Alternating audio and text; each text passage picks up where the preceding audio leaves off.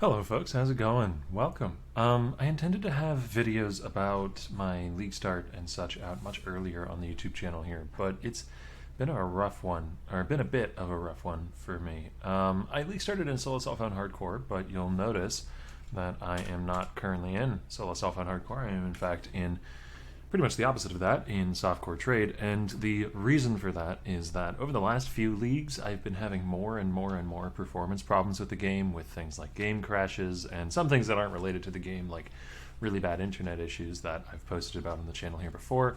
And this league was no exception to that, and it just kind of got to me a little bit more than the previous ones. You know, you reach a breaking point eventually. I played 3 characters in hardcore this league, and 2 of those I lost to either game crashes or massive FPS problems that caused me to essentially lose control of my character. So this league, at least until the game is a little more optimized, which actually I have some hope for that, as the latest patch has solved a lot of my performance problems already.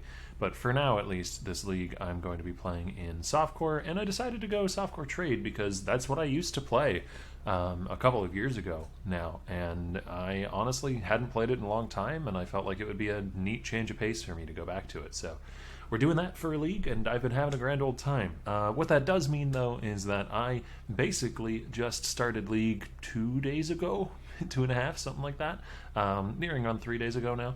I had sort of a belated league start because I initially started in solo 7 hardcore, made a bunch of regression, got up to early red maps, and then had to reset, hold the reset switch on it. So I will give you guys a brief introduction to what I've been playing here. This is the Orb of Storm Stormcall Inquisitor that I mentioned on stream a few times before league start as being a starter that I would love to play if it weren't for the fact that I was playing hardcore, because it isn't paper thin, but it isn't quite tanky enough for like top end content in hardcore, in my opinion. And well, since I'm playing softcore, I figured I'd give it a go, and that's exactly how it's turned out. It's certainly not paper thin. I don't die very frequently, but I have run into some maps with things like crit and extra proj that occasionally shred me if I'm not positioning super well.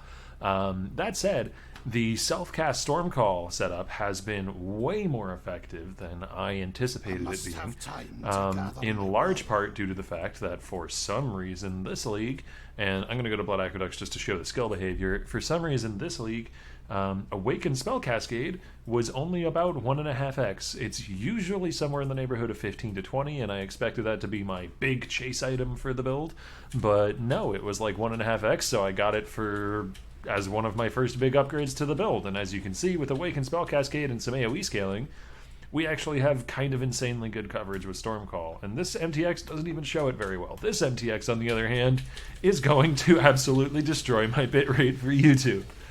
So yeah, that's a more accurate representation of what our AoE is like. And Vol Stormcall as well, since we're scaling down duration, has a soul gain prevention timer of 2 seconds, which means it's up for basically everything that it's needed for. You know, you're in the middle of a ritual, you can toss it down. You're in the middle of a, you clicked a strongbox, toss it down. Whole strongbox pack is dead. You're doing an Arc Nemesis, toss it down. Half of its health is gone instantly. It's really, really nice. As far as what this build's been able to accomplish, I have the full Atlas completed, except a couple lingering unique maps that I need to get done. As such, I've got a full Atlas tree, which I will have a separate video on later, and I've gotten a whole lot of the new bosses down. So I've gotten all of the 4 new bosses down, and I haven't done Maven or Uber Elder yet, so I am missing a couple of my Watchstones, but those are the next goals that I'll be going for over the next couple of days. And I have, what else? I've done some Shaper Guardians and Elder Guardians and stuff. I need to do Shaper. Basically, I haven't done any of the old school bosses. I haven't done Maven or Shaper or Elder or anything like that because I, again, League started a bit late and have just rushed the new content because that's the shiny newfangled thing. And, well, I actually really like the new bosses overall, but again, that's a topic for a different video. Yeah, let's briefly go over the gear, and of course I will also have some map clear footage for the build if that's really just what you're interested in watching, and there'll be a time code in the description that you can skip to for that. But for the chest piece, I went with a Sacrificial Garb. This does not make use of any of the new fancy influence, because if you use one of the new influence items on this, if you use an Ichor or an Ember, it will re-roll the whole reason we go for this chest piece, which is +1 to level of all fall skill gems. Since the spell buffs, gem level scaling has become, if anything, even more powerful than before. So getting this +1 is insanely strong, And of course, we want the 10% of life gained as extra energy shield craft, as I am an Inquisitor, and that gives me quite a bit of a protective bubble. For our links, we've got Vol Stormcall, Added Lightning, which will eventually be Woke Added Lightning. That's one of the upgrades I'm working towards. Less Duration, which is what makes it land so quickly, or part of what makes it land so quickly. Increased Crit Strikes, because it's just a solid gem. If I can get some more crit across gear, this might become Increased Crit Multi eventually, but for now I need that crit chance. Inspiration for some crit chance and damage, and Awaken Spell Cascade, which enables the build to have kind of crazy good coverage. Our other links, we've got Defiance Banner and Vitality, Determination, and Zealotry as our auras. Again, if I can get some better crit gear, we can swap the Zealotry for a Wrath, as that is a little bit better damage. Though, that said, Zealotry does come with this rather cheap Watcher's Eye. Consecrated ground you create, while affected by Zealotry, cause enemies to take 9% increased damage. This is very consistently up on boss fights and scales with the Consecrated Ground effect that we get from Inquisitor, because it is considered an effect of Consecrated Ground thanks to the Watcher's Eye. So it's actually about 15% increased damage taken, which is quite nice. We have a Frost Shield for some crits, Sigil of Power for some flat damage, and the Orb of Storms is the other main links. Right now, I have Orb of Storms linked to Increase Crit, Power Charge on Crit, and Innervate. Innervate gives me a bit of extra damage while clearing. Power Charge on Crit is Charge Gen, both while clearing and for single target, because usually I'll drop Orb of Storms in the pack and then Stormcall once and then move on. And that clears the whole pack. And then Increase Crits, again, just for crit consistency while my crit gear isn't amazing. I have Sappho's Frame. It's a very nice defensive tool. Even though I'm playing in softcore at the moment, I really don't like playing squishy builds. I don't mind the occasional death in softcore, but I still, nod towards defenses, which is why we have Fizz taken as fire here, and Fizz taken as lightning on the shield, as well as the max res. I have 80, 81, and 80 max resistances right now, so elemental damage is really not all that threatening to the build. We've got some boots that are pretty straightforward. This has life, it has strength and int, which translates to crit as an Inquisitor, has some res, has move speed onslaught. It's a little low on life, but they're decent boots otherwise. We have gloves with life regeneration rate, with some life, with some strength, which translates to crit, and with some res. Again, pretty basic stuff. Belts, pretty damn basic. Life, chaos res, and ele res. The belt is actually the next thing I want to upgrade. I want to get a replica soul tether, which will help in a number of ways. One, it will allow me to access the regen to both my energy shield and my life for Righteous Fire, since Righteous Fire will have its damage split between both the energy shield and life, which will then allow me to run Righteous Fire passively. As if I run it right now, I slowly lose energy shield, which is kind of a big problem. So once I get that belt, I'll be able to run Righteous Fire all the time and not just for like burst damage occasionally. And that will give me basically a 7-link worth of damage, which is kind of insane. So that's our next big upgrade, and I believe it's about 5 or 6 exalts, so I'm saving for that right now. We're getting kind of close if I were to liquidate some of this other currency. And the rings are both trash. This one's just got a bunch of res that needs to be upgraded, and I've been lazy and haven't touched it. And this one's got Min Frenzy plus Frenzy on kill, which helps with the clear a little bit. And the amulet just has a whole bunch of crit multi. It's got 34 crit multi, life, some attributes. You just need a little bit of dex on this build. The passive tree travels quite a bit, so you don't really need much, like 20, 30 dex somewhere will get your stats solved.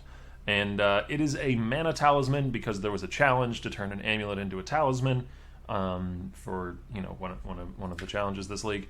And I didn't have a particularly good amulet on, so I figured why not? Let's just get that out of the way and see whether or not we hit something relevant. I didn't. I don't actually want 22% max mana, but it doesn't hurt. And the Anointed Heart Seeker for another 30 crit multi. The last important piece of gear, if you do want to play this build, you definitely want a reduced Stormcall Duration Helmet enchant. That makes a big difference to the clear. It's very, very impactful. So overall, I would say the gear is somewhere around the 5 to 6 exalts range with like everything factored in. Maybe more like 7 or 8.